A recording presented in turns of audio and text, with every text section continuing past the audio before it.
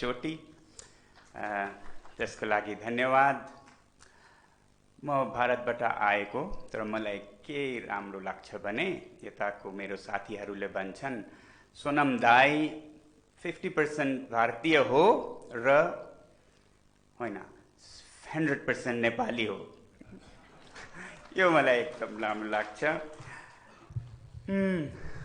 Dignitaries, film lovers, mountain lovers, and mountain film lovers, and of course filmmakers of the world, delighted to be here once again.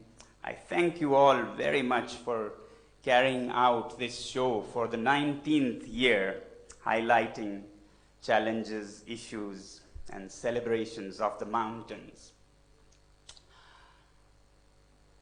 I particularly like the theme this year, climate karma. While our governments and businesses at COP26 were discussing businesses, I think climate change is too serious to be left to just governments and businesses. It has to be brought to people in the street, in the society, to their ethos, cultural, religious, spiritual, and that's what climate karma means to me. This world has seen many serious challenges in the past also. And we have been quite innovative to solve them. Let me share one of my crazy ideas, another of my crazy ideas rather. As an objective, secular problem solver or innovator, if you may say, I think that human beings have been innovative for millions of years. We may brag about our inventions of the recent past, but they have been very innovative in solving huge challenges.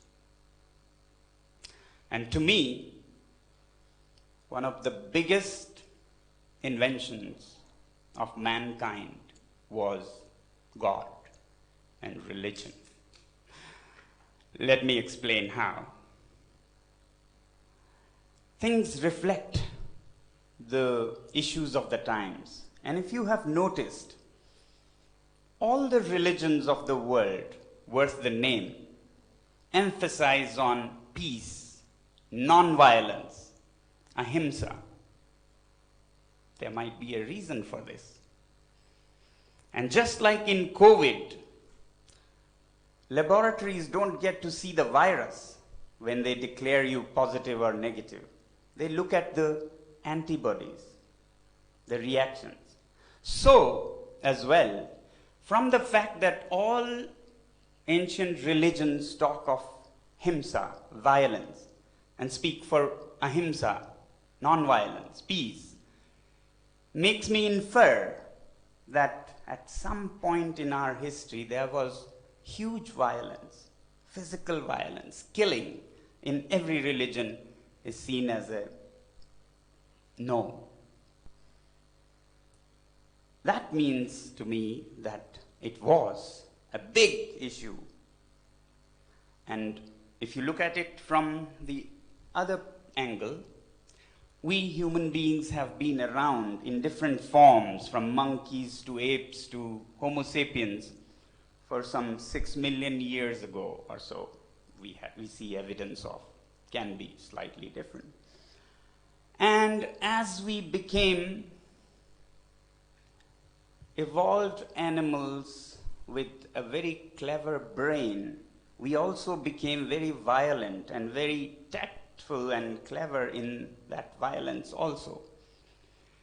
And that was a huge challenge as we were, say, hunter-gatherers and then starting to settle as farmers violence among people was a huge challenge.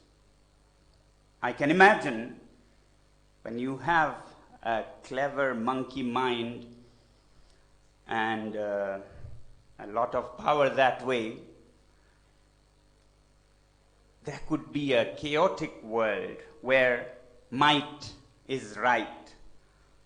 In those days, if you were very strong, you could do anything and get away with it. Your belongings could be mine, your wife could be mine, your children could be destroyed, and if you agree or differ, I could break open your skull, and that was the end of it. In such times, seers, saints, and prophets saw that it should not be left to these brutes, and the concept of God, something that is hugely more powerful, mightier, almighty than the wildest, strongest brute roaming around. And soon, it seems to have worked. People started fearing something more than other human beings, weaker beings, but something that was way more powerful, something that could carry into next life the results of your actions, the karma concept. These, I think, were amazingly innovative solutions. And the result, last time I was looking on the internet for causes of death or killing on this planet, physical violence was somewhere like number 26th. It has worked from what perhaps was the number one cause of death and destruction, had gone down to 26th.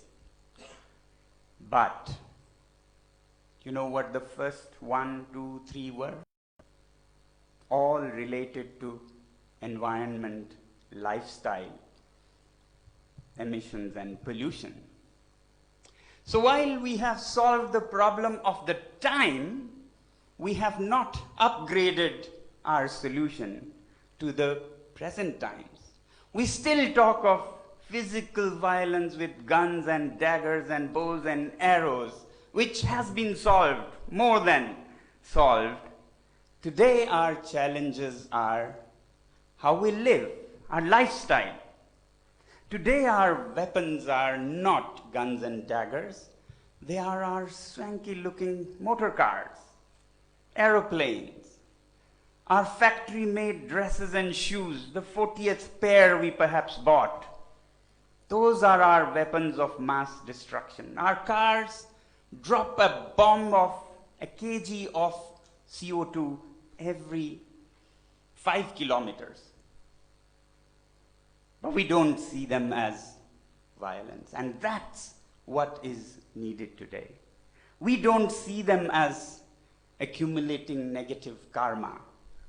That upgrade we need in our thoughts. And therefore, I see the need for an upgrade, like all our software, hardware have upgrades. So we need a God 2.0, religion 2.0. We need to upgrade and become or profess Hinduism 2.0, Islam 2.0, Christianity 2.0, Buddhism 2.0, to include this real challenge of the time. Otherwise, our religions will be outdated, and no wonder very few young people will go to our churches and temples and mosques in the coming times, because they are not relevant for the challenges of the times. So if we want to stay relevant and provide or continue the innovation, we'll have to upgrade to include the challenges of the current times. Now, challenges of the current times are our emissions, our pollution, lifestyle, as I said, And the path to liberation would be adaptation and mitigation. In the mountains, for us, mostly adaptation, because we are at the forefront as victims of climate change, together with the people living on the coastal areas. Up in the mountains of Ladakh, as in many places here, we see our glaciers melting away. We see no snow when there should be, and we see huge rains when there shouldn't be, causing shortage of water in spring when we need water, and floods and flash floods, downpours of water when we don't, or least, need them.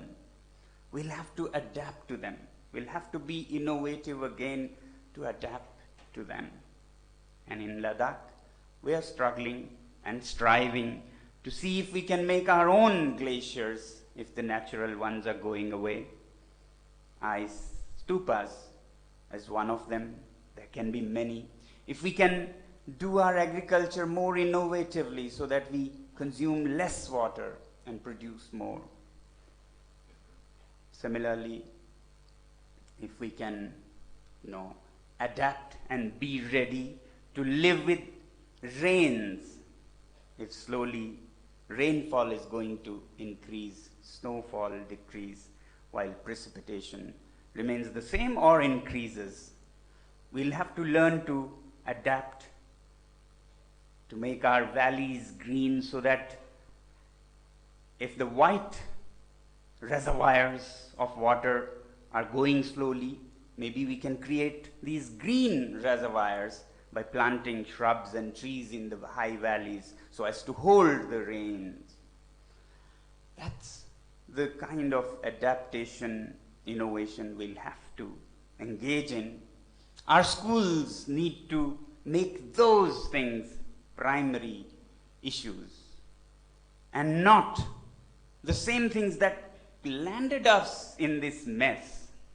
Blind use of science and technology, conquering nature, that started the problem in the first place some 200 years ago. We seem to be fueling the same things and expecting something different. No, we can't. We'll have to change our education system, redefine education, redefine culture, and redefine how we deal with our natural surroundings in the mountains. And there needs to be every help from governments internationally to help the mountain people adapt better. The second part is mitigation. The second path to liberation is mitigation in this spirituality 2.0. And mitigation is mostly to do with the big cities of the world, also to do with us, but much more to do with the big cities where people live a lifestyle that is so, can I say, sinful 2.0. In another way, how this whole thing is caused because of the lifestyles of the people in New Delhi and New York has to change. It has to do with energy more and more, just like adaptation has to do with water more and more. And to help people around the world